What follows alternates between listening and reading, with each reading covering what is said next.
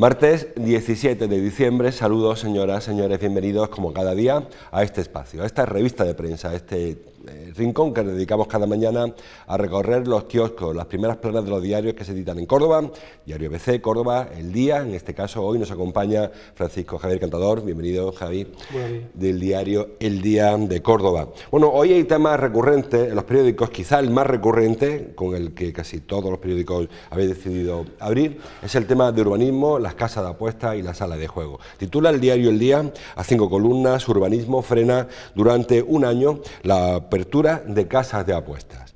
En el diario Córdoba, en el sumario, titula muy parecido, urbanismo deja un año en suspenso la concesión de licencias a salas de juego, y en el diario ABC, también el sumario, página 2, urbanismo suspenderá durante un año las licencias a las casas de apuestas. Bueno, esta es una reivindicación de varias asociaciones vecinales, sobre todo en la zona sur, donde han proliferado especialmente este tipo de establecimientos. Aquí hay una polémica, Javier, que yo creo que tú compartes conmigo, y es que las cosas o son legales o son ilegales. Si son legales, adelante; si son ilegales, no pueden ser, y si son legales y no nos gustan, se ilegalizan. Pero esta situación tan rara de las moratorias, bueno, es una patada adelante, ¿no? Sí. O intentar, por ejemplo, que se regule a nivel de la Junta, autonómico al menos, sí. Que la Junta lo regule también a nivel estatal. Lo que sí bien es cierto, bueno, este tema, bueno, ha habido manifestaciones, sobre todo aquí en el Distrito Sur, que de los vecinos. Este tema llega a pleno por el PSOE fue el que lo llevó a pleno. También Izquierda Unida ha levantado su voz contra la proliferación de las casas de apuestas, porque no olvidemos que si te paseas por los barrios, por ejemplo por el mío, es que hay una cada 100 metros. O sea, es decir, que es que han proliferado como hongos, ¿no? Y también Podemos fue otro de los grupos que puso el grito en el cielo con este tema, y además la Federación de Vecinos Alzahara.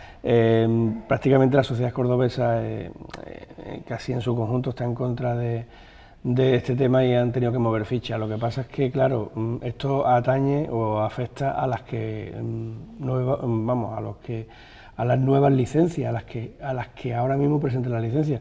Pero según tengo entendido, hay más de una decena que ya la tienen presentada y esa no la frena. Hay que tramitarla, claro. Y el ayuntamiento no tiene más. Antes hablabas de legalidad e ilegalidad, esto no es ilegal. Claro. Entonces, esas 15 o aproximadamente que hay presentadas en la gerencia, pues acabarán abriendo. Claro, porque el ayuntamiento tiene competencia a la hora de conceder, como tú dices, licencias.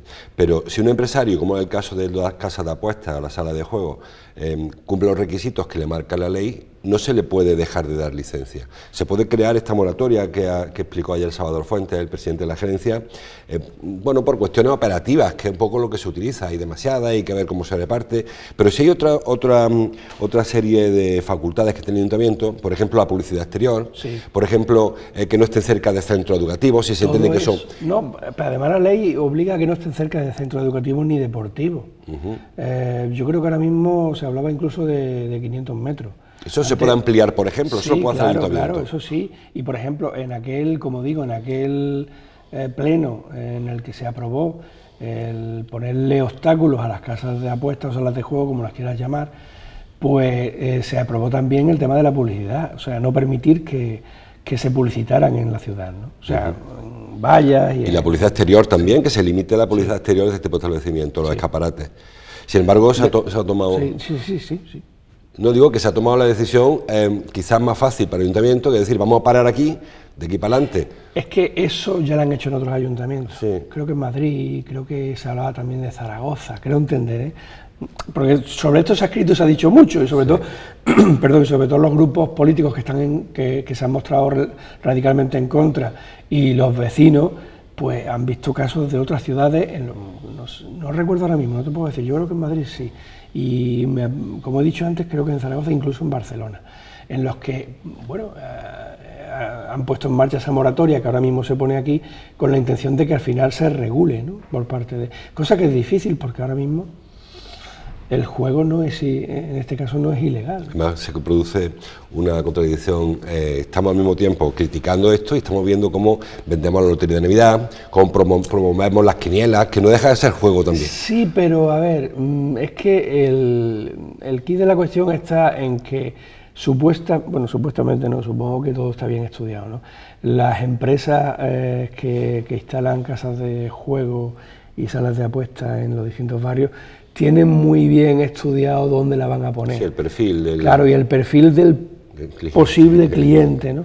Y además, hoy en día es que es difícil, hombre, cuando uno tiene ya una edad, pero es difícil que los chavales jóvenes ahora, cuando en cada partido, por ejemplo, salen anunciando y el empate a esto, es difícil que no piquen, ¿no? Y que no se jueguen sus 10 eurillos, sus 5 eurillos, que de ahí supongo le llaman la droga del siglo XXI, ¿no? O se la empezamos a llamar en los periódicos, ya se la llaman hasta en las asociaciones vecinales. Es difícil que no acaben picando, y es difícil, y a mí me contaban casos de personas, y esto no es exagerar, de conocidos de un conocido mío, que lo veían entrando y saliendo, yendo al cajero, entrando y saliendo, yendo al cajero, ¿no? Sí. Bueno, la sala de juego, las casas de apuestas son un problema evidente y lo han denunciado asociaciones de ludópatas. Hay que poner freno, hay que poner límite, pero yo no sé si la solución que ha adoptado el de Córdoba y otros ayuntamientos sea la solución definitiva, porque aquí habrá un año en el que no se puedan tramitar, se van a tramitar las que ya existen. Cuando pase este año, si no se ha resuelto el tema legalmente, se volverá a pedir más apertura de licencia, habrá que volver a darlo. O sea que el tema tiene un poco más de calado. Hombre, aunque vuelvo a repetir que esto no es es ilegal, que no es ilegal. Yo supongo que el ayuntamiento, los ayuntamientos que han aprobado la moratoria estarán esperando que las otras administraciones den los pasos pertinentes, si no, no sirve de nada. Sí, si no, no sirve para nada, solamente para hacer un pequeño KitKat en la concesión de licencias. Bueno, el diario Córdoba abre hoy a 4 columnas con un establecimiento de restauración, de hostelería, de hotel en este caso. El Hotel Casa Colomera, dice, se ampliará en un futuro con el antiguo Simago. Bueno, es una noticia mucho más simbólica quizás de lo que dejan estas palabras, ¿no? Porque el antiguo Simago, sabemos que era el proyecto estrella del Corte Inglés en su día, iba a abrir ahí un nuevo centro. Tiendas de oportunidades. Aquella. Sí, pero era un gran establecimiento. Había dos proyectos del Corte Inglés, si mal no recuerdo, este de la calle Jesús María y el del Álamo, aquel centro de distribución grande en el Álamo. Luego apareció Hipercor, separó los otros proyectos, el Corte Inglés apostó por el Hipercor de la Ronda y se han quedado muertos. Y al final, ¿en qué aparece? Pues un hotel. Parece que estamos condenados a esta ciudad a dedicarnos al turismo y nada más, y el resto de sectores se van plegando hacia el turismo, que es lo que deja dinero. Hombre, estaban hablando de las plazas hoteleras, que te sorprendería si supieras las peticiones que hay de hoteles en la gerencia. Eso lo decía el presidente de la gerencia hace unos meses, ¿no?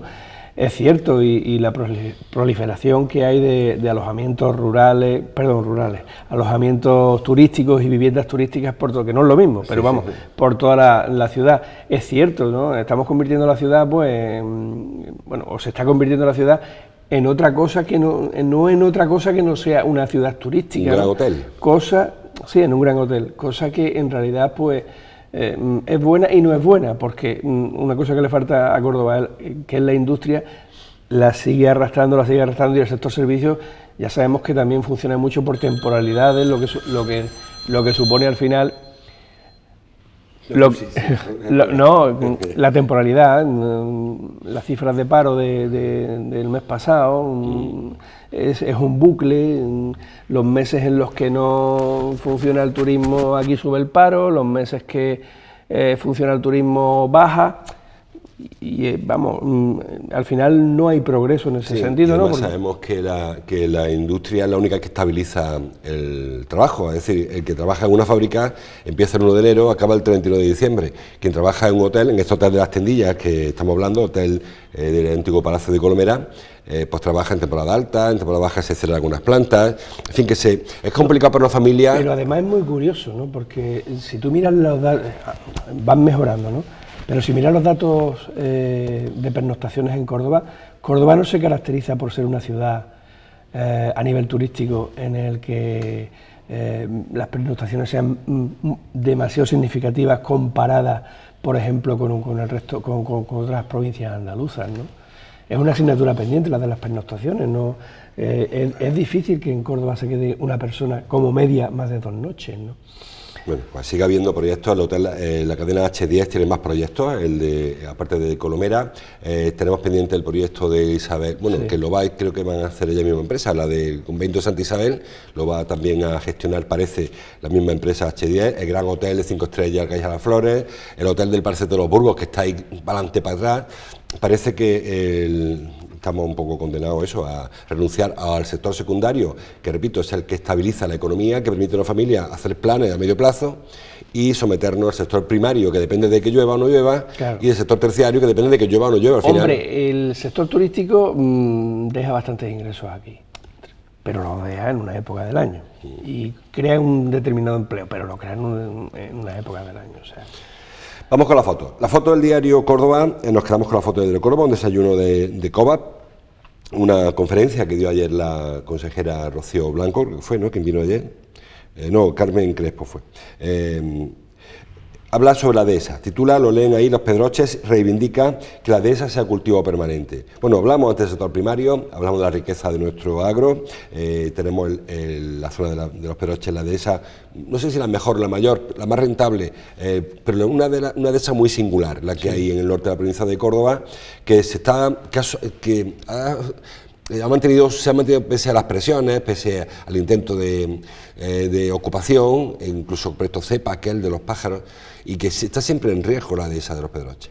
Sí, porque, por ejemplo, la política agraria comunitaria, la PAC, tiene más protegido al olivo que a la dehesa del encinar, ¿no? Y es lo que pide, por ejemplo, Ricardo Delgado Vizcaíno, el presidente de COVA, que esa protección de la dehesa se amplíe para que lleguen más ayudas. No nos olvidemos que, bueno, para el que no le sepa, que la dehesa de Los Pedroches es el alimento de una de las denominaciones de origen de Córdoba, que es el ibérico de Los Pedroches, el jamón ibérico de Los Pedroches. No nos olvidemos también que en la última convocatoria de ayuda a los jóvenes agricultores para nueva instalación para aquellos jóvenes que se han querido dedicar a la agricultura por primera vez, Los Pedroches barre al resto de comarcas de Córdoba, no sé, y eso que lo escribí el otro día, pero de las 200 y pico que han llegado, casi la mitad son de Los Pedroches, ¿no? Y claro, y además, no solamente en Los Pedroches, en esas dehesas se crían cerdos, también se cría un ganado vacuno, que es de leche, que es el más importante de Andalucía, ¿no?, que es el que lidera COVAP, ¿no? Sí. Y aparte, la dehesa es un ecosistema autóctono, que muchas veces pensamos que el olivo no es la vegetación autóctona de esta zona, es la dehesa, el olivar, el encinar, el alcornoque. Luego se va implantando el olivo, ahora tenemos casi un monocultivo, sobre todo del río para abajo, y haría falta recuperar, porque además son espacios más sostenibles, necesitan menos agua, necesitan otro tipo de tratamiento. Lo que pasa es que el problema es... mucho más rentable, claro. No, sí, pero el problema también está en que los jóvenes se quieren dedicar a eso. Me explico, a ver, hace años el olivar ha ido ganando terreno por la ayuda de la PAC, de la Unión Europea. O sea, la gente, y eso lo saben bien, por ejemplo, en Montilla Moriles, que se han arrancado muchas viñas, sí, para sembrar olivos, porque las viñas no eran rentables y te pagaban por tener olivos, ya ni por la producción, sino por tener olivos, ¿no? Pagaron por arrancar viñas. Claro, claro. Entonces quiero decirte, eso ha pasado un poco también en Los Pedroches, ¿no?, que poco a poco pues la gente, y además que la gente del campo se queja siempre de que los costes de producción le superan, ¿no? Entonces, claro, mantener un ecosistema como la dehesa, incluso con los problemas que tiene el llamado quercus, que es la encina, porque no, o sea, en realidad la dehesa, su árbol es la encina, ¿no? Y los problemas que tiene muchas veces con la seca, que el mar de la encina, contra el que se lucha y se lleva luchando mucho tiempo, eso no se ve compensado, por ejemplo, con esas ayudas de la PAC, que sí que llegan algunas para el tema de pastos y eso, pero que no cubren todo lo que deberían de cubrir en ese sentido, ¿no? Porque además es que todas las producciones, o sea, muchas de las producciones están teniendo ayuda, ¿sabes? Pero a lo mejor no la suficiente en este caso, ¿no? Y ahora que esta semana que hemos estado tan pendientes todo del clima, yo vuelvo al mismo argumento. La dehesa es mucho más sostenible, es lo autóctono, es lo que permite estar sin agua, lo que soporta las temperaturas, porque es lo que naturalmente habría en el campo si no hubiese ayudas comunitarias y si no estuviese tan antropizado, tanta mano del hombre, que al final modela el paisaje a su... Sí, es lo más, llamarle salvaje, ¿no? Lo más natural. Bueno, seguimos avanzando. Dice el diario El Día, cada cordobés gastará 530 euros en compras navideñas. Es la segunda provincia de Andalucía en consumo en esta fiesta según la OCU, no, según la UCE, la Unión de Consumidores de Andalucía. Bueno, son cifras que yo no sé si habéis comparado dentro, no lo he leído, no me ha dado tiempo a leer el periódico, no sé si son más, son mejor el año pasado, debe ser parecida. Sí, parecida. Bueno, a mí siempre me sorprende que Córdoba, que aparece en los últimos indicadores, en la mayoría de las macrocifras, cuando hablo de consumo, siempre está muy arriba. Es decir, está arriba en precios de alquiler de pisos, en la venta de pisos, en ventas de coches, matriculación de vehículos, en este caso en gasto de Navidad. No sé, siempre tenemos el fantasma de la economía sumergida, que hay una cifra real, una cifra oficial y una cifra de verdad. En este caso, no sé si sorprende que Córdoba sea la segunda provincia con mayor gasto cuando aparecemos en los indicadores siempre al final. Bueno, sorprende todo, sorprende hasta que hubo hace un mes aproximadamente, sacamos un estudio, no me acuerdo pero vamos, era fiable, en el que hablaba de los endeudamientos de los cordobeses con respecto a las compras navideñas. Ya no hablo solamente de compras, hablo también de regalos, etcétera, etcétera. O sea, hay una cultura del endeudamiento. Si tengo que pedir un préstamo para eso, lo pido. O sea, quiero decir, hay una cultura, pero ya te digo, para hacer regalos y demás, no solamente... Se pide, Javier, porque se puede pagar después, casi siempre. Lógicamente. Claro. Aunque esté 6 meses o 7 meses pagando las compras de Navidad, ¿no?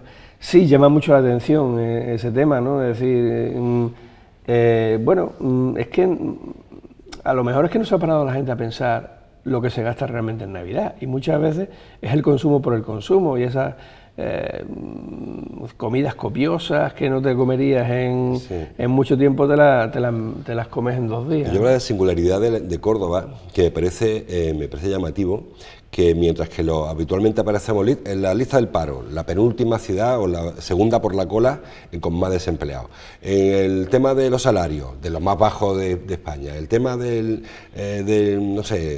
la renta, el más bajo, y sin embargo luego llegan los indicadores de consumo, que son los más reales, cuando cambias de coche, cuando compras piso, y aparece Córdoba muy arriba siempre. Pero es que yo creo que eso es ya un tema educacional. Sí. Ya no hablo de que te eduquen, sino que es algo que la misma sinergia de vida que llevas lo acabas haciendo. Otra foto, en el diario, bueno, la foto que vimos antes del diario Córdoba la firma Rafa Sánchez, la del diario El Día la firma Juan Ayala.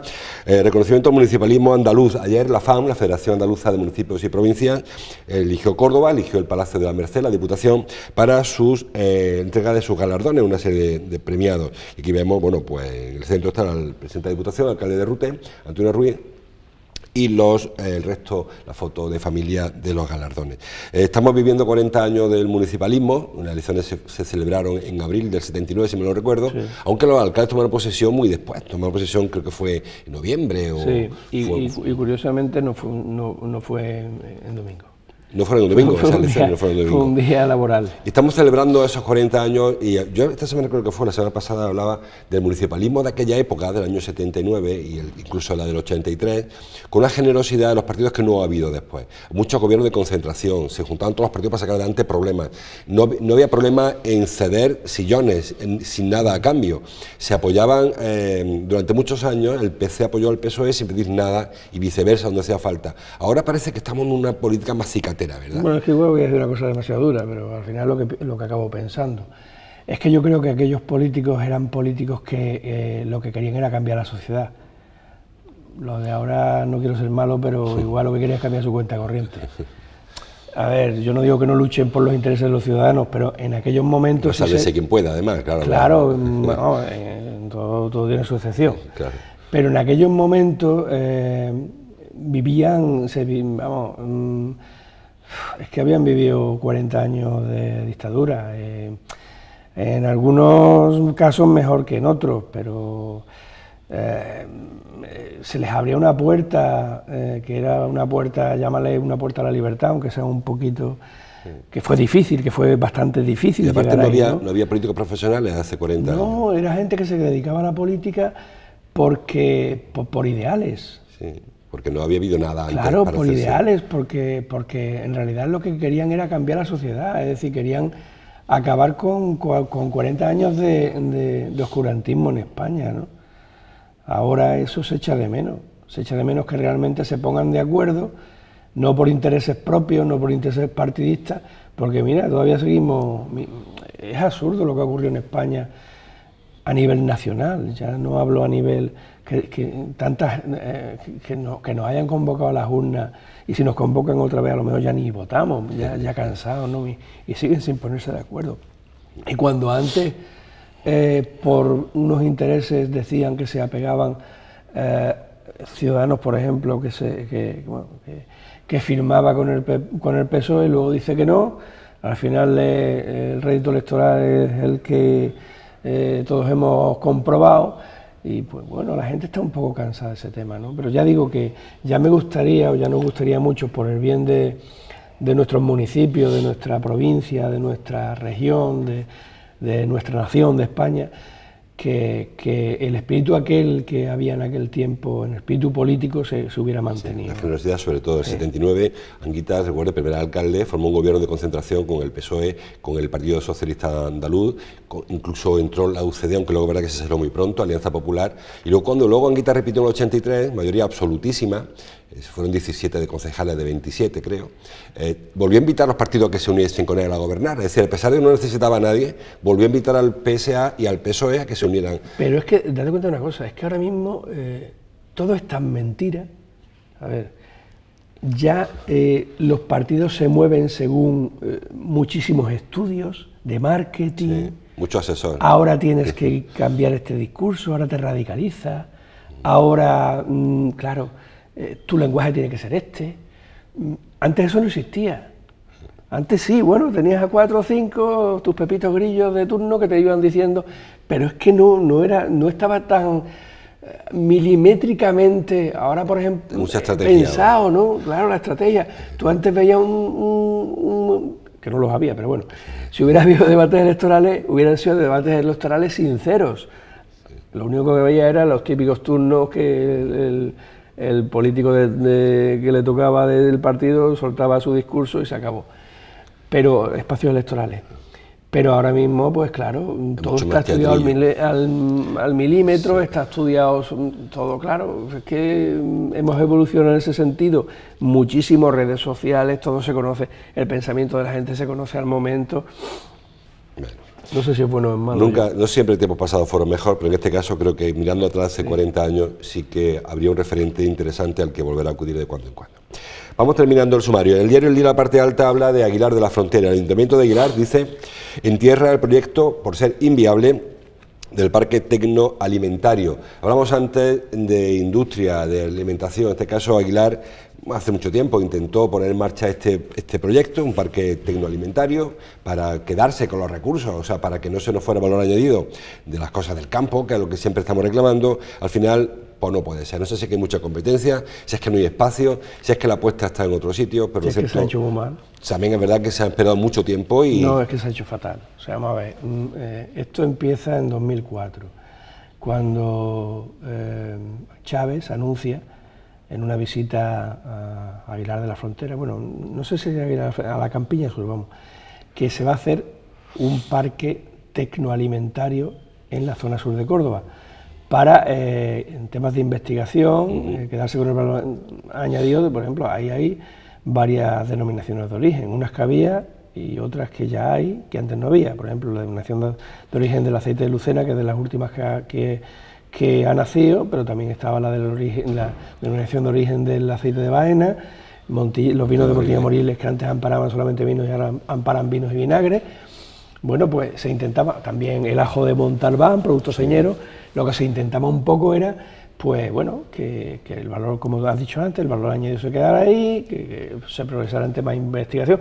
Date cuenta también de que estamos hablando de una época en la que la Junta de Andalucía empezó a sembrar de centros tecnológicos la comunidad.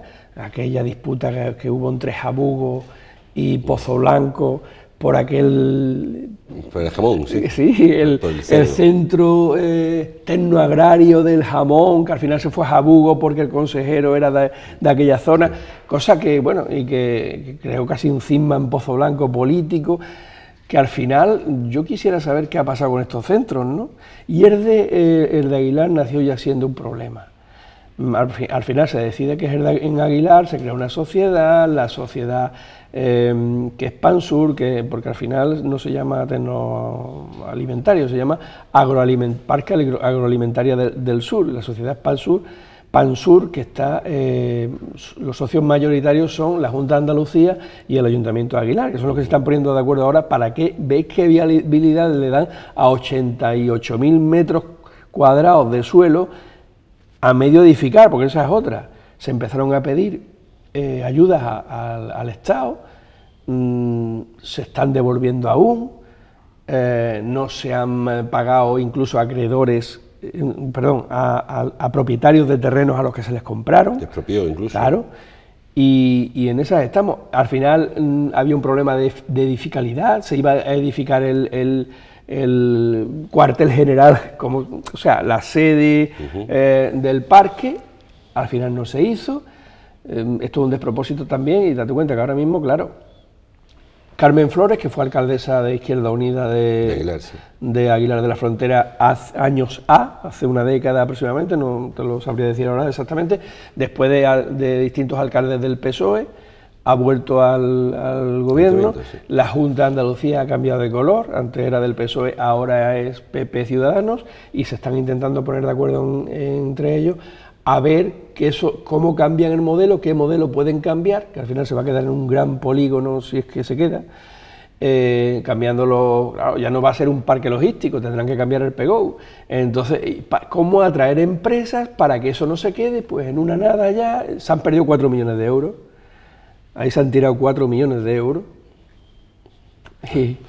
Tenemos un poco más cerca el caso de Rabanal 21, que es muy parecido también, un gran proyecto que no acaba de encontrar financiación, claro. Un problema de quién lo lidera, quién pone el dinero, a quién trae, cómo... Y luego lo que tú decías antes, que hubo un momento en el que la Junta empezó a repartir parques tecnológicos, apostó por el de Málaga, una inversión mucho mayor que la de Córdoba, no es por el cordobitismo que a veces no aparece, sino que es cierto que el Parque Tecnológico de Málaga se invirtió muchísimo dinero, en el Córdoba no se invirtió ese dinero, o la época de la escuela, aquellas que había, la de la madera, la de la joyería, la escuela, que también pasó igual, que se fue luego cerrando porque no había luego un compromiso. El centro de la madera, de Lucena, así que han sido todos... El textil, ¿te acuerdas también? Sí, el centro del textil de Priego. Todos, al final, todos, sí, que algunos habrán servido más que otros, pero todo ha sido un despropósito. Eso es como cuando hace unos años se puso de moda, salvando las distancias, una cosa no tiene nada que ver con la otra, pero hace unos años se puso de moda pues que cualquier pueblo de tuviese los habitantes que tuviese, tenía que tener un polideportivo, aunque eso esté cerrado, o un campo de fútbol de césped, aunque sea artificial, aunque el equipo esté en preferente o no tenga equipo. O sea, se han utilizado muchos fondos públicos, que no es el caso, ¿no? Es decir, es distinto. Sí, no, pero al final son inversiones que no sirven para nada. Va a sacar 4 votos quizás, en el mejor de los casos. Bueno, estamos fuera de hora, ya para terminar muy rápidamente, el toque deportivo de cada día. Hoy trae el diario ABC en su portada. En la página 2, los administradores aceleran los pagos del Córdoba para sortear la recusación al juez. Bueno, un tema administrativo puro y duro, no tiene mucho más trascendencia que la que aporta el periódico, el diario ABC, le invito a que lo lean. El Córdoba sigue la situación la misma, seguimos a la espera de que aparezcan los propietarios. Que parece que vienen esta semana, ¿no? Dijeron, bueno, ya estamos en martes y sigue sin anunciárseles, pero lo cierto es que dijeron que vendría esta semana, vendrían el que será presidente del Córdoba, probablemente venga un consejero o un vicepresidente, no sabemos cuándo aparezca, y seguimos con el run en la calle de a qué vienen, si vienen porque tienen otro interés en Córdoba, si vienen si el interés es meramente deportivo, o si es una especulación del fondo de inversiones, que no deja de ser un fondo especulativo. Un fondo de inversiones es un grupo de dinero en el que se apuesta aquí, hoy compro, mañana vendo, y en la operación gano un dinerito que reparto entre... Hombre, obviamente quien se ha metido en este fregado se mete por dinero. O sea, lo que tenga decidido hacer, pues está ¿No lo contarán o no? Está aún por ver. Hombre, todavía le queda al Córdoba un buen trecho para organizarse en lo deportivo y en lo, bueno, por lo menos, y en lo administrativo. Por lo menos los resultados últimamente van saliendo, ¿no? Bueno, para esta semana probablemente conozcamos algún dato. Hoy, recuerden que hay un programa especial, una entrevista a Javier González Calvo en esta casa, con compañeros de otras redacciones y con aficionados y exdirectivos, donde intentaremos aclarar algo sobre la situación del Córdoba y sobre todo con el futuro cercano, porque a medio plazo casi se vislumbra, pero hay un horizonte de 20 días. Pueden pasar muchas cosas o puede no pasar nada. Recordemos que hay todavía cosas pendientes. El tema de las imputaciones, se abren casos, aparecen los papeles, el caso Madalena Entrena, el caso de Zulátegui, Oliver, León, González. Está como todo muy liado, ¿verdad? Sí. A ver si se soluciona. Bueno, pues esta semana probablemente... La verdad es que, no, bueno, queda todavía un buen, como he dicho antes, un buen trecho administrativo por resolver. Poco a poco, antes de acabar el año resolvemos. Gracias, Javier, por tu tiempo, gracias a vosotros, por tu visita de este martes. Mañana seguimos leyendo la prensa juntos. Hasta entonces, gracias por su atención.